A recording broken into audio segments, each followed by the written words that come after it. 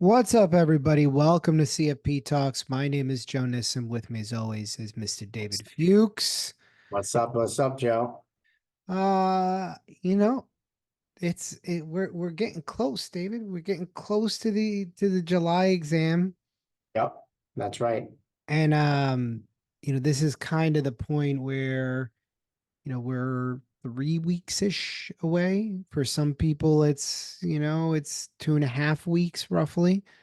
Yep, Um, and I wanted to talk a little bit about exam anxiety.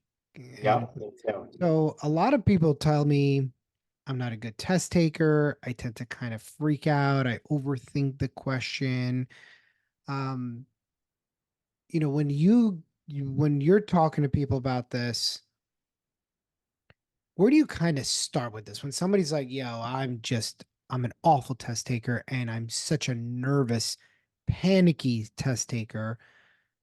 Or in general, kind of like, when there's some of us, when we get into that pressure cooker, we're not necessarily performing at our best. What is a good starting point, just kind of in your career, and then obviously with the exam? I think that the first thing that I like to, I'll just equate it to myself. Like anytime, like I'm getting stressed out about an upcoming event or an upcoming competition or whatever it is, some type of monumental event that's coming up in your life that you're nervous about, that you need to perform for. I think the first thing that you need to put into perspective is that it's totally normal. And it's not, nobody sits there and is a robot and has like nerves of steel and is just totally cool. So for you to be anxious because you're anxious, don't let it add on to it. You're going to be nervous. And the reason is because you care. Yeah. And because this is such a big thing for you and it is important to you. So obviously you're going to get nervous. And I think that right off the bat, that always for me, anytime, and this is just not even for anxiety for tests or competitions, it's like for feelings for anything. Anytime you're feeling really high, anytime you're feeling really low, anytime you're nervous, anytime you're excited, whatever it is, I think for me, putting it into perspective of this isn't permanent, that should be the name of the episode, by the way. This isn't Uh, permanent. There it is. yeah. But anytime I come up with, I have those feelings, I tell myself like this isn't permanent. It's normal to feel this way in this moment. And that's the first thing then that kind of relieves some stress for me. What I about will. you? I'll tell you this. I think, and I'm not trying to be to speak out of turn here, but I think the one thing that I know helps me, and it's something that I've gotten from a psychologist, is expectations. Mhm. So I tend to go in accepting the fact that I might fail the exam. And for whatever reason, that kind of puts me at ease because I think Yeah. one of the things that we all do is I don't want to fail, I don't want to fail, I don't want to fail. And that becomes the theme of the day and of studying. So you tend to shortcut things, and then it starts changing the way that you act. And I think you got to go in and say, I'm going to give this 110%. And wherever the chips lay, the chips lay. And I'll tell you, more often than not, with that attitude, if you go in like that, it tends to take some of the air out of the balloon or the air out of the room, or just kind of relieve some of the tension. Because I think that anytime that you go into anything that's monumental, you have to accept the fact that it may not work out. Yeah. 100%. And I think that kind of always, it just made it like, okay, I might go into this thing and not do it. Yeah. That helped my studying a lot because it was Yeah. not like this panicked, crazy, trying to memorize everything, being all stiff and not actually learning anything. I'm just trying to memorize and be a vacuum cleaner and suck up as much information into my brain so I can regurgitate it on exam day. And then you're not really learning anything either. So that one is very, very, very helpful for me. And kind of just having no expectation on exam day kind of also helps it because I think a lot of anxiety, right? They say depression is living in the past and anxiety is living in the future, right? Something Yeah. like that, I right? mean, it makes sense. It makes complete sense. Right. So if I go in with no expectations of the future, it kind of helps alleviate that because I'm not playing out those thousand scenarios in my head. Well, what if they do this? And what if they do this? And what if they do? So I think kind of just going in and going, my way of dealing with it is that this exam can ask any question it wants. So I'm resigned to know that like I can expect that 10 to 15% of the questions I'm probably not going to have a good grasp on, and that's okay because I'm not aiming for 100%. I'm aiming to pass. And that also gives me a lot of solace is kind of going in with that attitude of the exam's probably going to punch me in the face. It's probably going to be tough. And I'm ready for kind of anything that happens. And I think that you and you plurally, if you go in and you say, you know what, I'm going in to take this exam. Obviously it means a lot to me. I care immensely about this thing, but I know there's a chance, like you just said, I'm gonna get punched in the mouth. I know there's a chance that this is gonna be significantly tougher than I am expecting it to be. And I also know that there is a chance that I am going to fail this. And obviously that you don't want those things, especially the last thing to happen. Right. But if you go in with that attitude of like, you know what, I put in my best, and this is all assuming that you put your best foot forward in Sure. prep. Okay. You go in, you just got you with the attitude of, I did my best. Let's kind of see where the chips fall. Whatever's meant to be is will be. A lot of people think that that's like a laissez-faire attitude, and you're like, all right, well, do you really care? You know, how ambitious are you really? If that's really your attitude, you should go in saying, I need to pass this or else. That to me is more detrimental than going in with a a more relaxed attitude of, you know what, it's all part of the plan. However, it's supposed to happen is going to happen, and whatever it is, it is.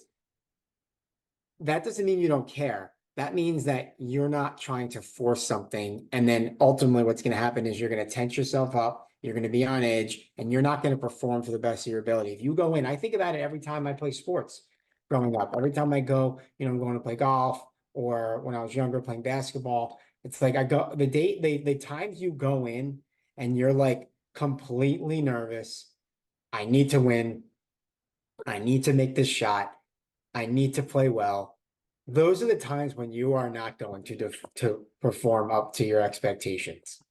Of course not. You can because now you're forcing the ball in the basket or you're forcing a play to happen instead of playing the game. And the thing is that you end up, you're not really taking the test, you're trying to pass. And those are two different things. So if I go in trying to pass, that means I'm going to abandon my game plan, assuming that I have one, right in because all I'm trying to do is, oh, I got to pass, I got to pass, I got to pass, I got to pick the best answer. And more often than not, you're not taking the test. If you want to pass, you have to take the test. If you want to play basketball and you're just trying to force shots, like we need to score two right now. I need to, and you see this happen in basketball all the time. Teams will go down 12, Yep. right? Hmm. And I read this actually about trading, but it it resonated with me in trading, but it resonated with me in a lot of things that you do, which is when you go cold, it's not the time to be bold. And Like that kind that. of really like resonated with me like that if you're go down 12 that's not the time to start shooting threes from the logo That's to try usually what to happens. catch So. to try to catch back up. That's the time to go and get layups, and then one layup turns into a second layup to a third layup and you're just making the best play of what's in front of you. And then all of a sudden now it becomes a game and you see like really like mature teams. You watch them, and actually, the Dallas Mavericks are a great example of this, who are playing in the NBA Finals. And they went down big in game two. They were down like 13. And then all of a sudden, it was like dunk, layup, three. Now they're back in the game. And you're like, holy crap, they just went on a 7-0 run, but it was just like they made a good play, then they made another good play, and they made another good play. In no time did they force the three. And you see it with younger teams and inexperienced teams. They go down 13, they're rushing down the floor, pulling up for a three, brick. Now the ball's going the other way and it worsens their situation instead of making it better. And that's the way that you got to go in here is that if you go in there with that ego, I have to pass. No, you have to take the test and you have to pick the best answer based on your training. Because the reality of it is that if you do end up failing the exam, it's a reflection of the way that you train, quote unquote, or studied. And that's cluing you into something that you got to change your study. Maybe that studying was too short. Maybe it was too much memorization. Maybe you didn't really understand the material. But I will tell you that attitude of going in helps nobody. I've never had anybody that's like, I got to pass the test and then walked in and passed the test. Everybody who's in that mindset, what I do is I have to spend usually 2 weeks unwinding them out of that mindset because I can't make you pass, right? As any great instructor, like take the greatest coach in the world and they can't make you win. They can teach you systems and structures and disciplines and get you better at what you're doing, but you can't. So I think that is an incredible thing to remember here that if you go in with the attitude of next question, I'm going to do the best I can on this question. Next question, or use our 4 quarters approach that will come up in a couple of days, or use any of the strategies that we outline for taking the exam and just focus on what's in front of you. Do the best that you can there based on what you know, and then move on to the next piece. But if you go in there with that attitude, you're going to race through 170 questions. You're going to be laying on the ground exhausted with a fail and feeling deflated. Yeah, and I just want to say one more thing. So aside from like the expectations and how to get over those feelings, which I think is so, so important, I also think that going in to exam day with a plan is huge Yeah, and great not point. just getting and not yeah, and not just getting up that day, putting, taking a shower, grabbing quick BS breakfast and then driving to a place that you've never been to before is a recipe to increase that anxiety and stress for you. So for me, I had my clothes picked out like a week before.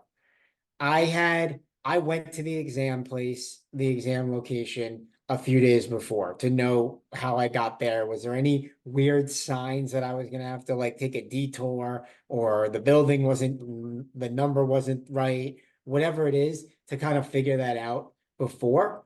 And then have a plan also for the actual exam. And Joe and I have given you countless videos and countless episodes on doing, and we'll talk about this in a few days on the next episode about questions, how long you should take, how you should break up the exam, how to do the case studies, when you should take your breaks, etc. Have a plan for that. It doesn't have to be like there's no right or wrong blueprint for how to go about the exam and take your breaks. The blueprint is what is most comfortable for you. Correct. And you have your plan and your playbook in place and you execute that, not saying that that alone is going to help you pass, but that's certainly going to decrease the feelings that you have, which are going to increase your chances of passing the exam. Yeah, I agree with that. I think again the point that I think David's making, and it's a really good one, is have a plan and then actually follow through on that plan. Yeah, You it doesn't matter can't, what the plan is. yeah, but you have to follow through on it. It's not good enough just to have a plan. You actually got to follow through on it. So just, those are really important points, and I'm happy you brought that up because it does absolutely put you in a better position, and hopefully you execute that plan prior to the exam so you can tweak it as necessary, and you'll find what works. Some people want to go through all 85 questions and take a break midway.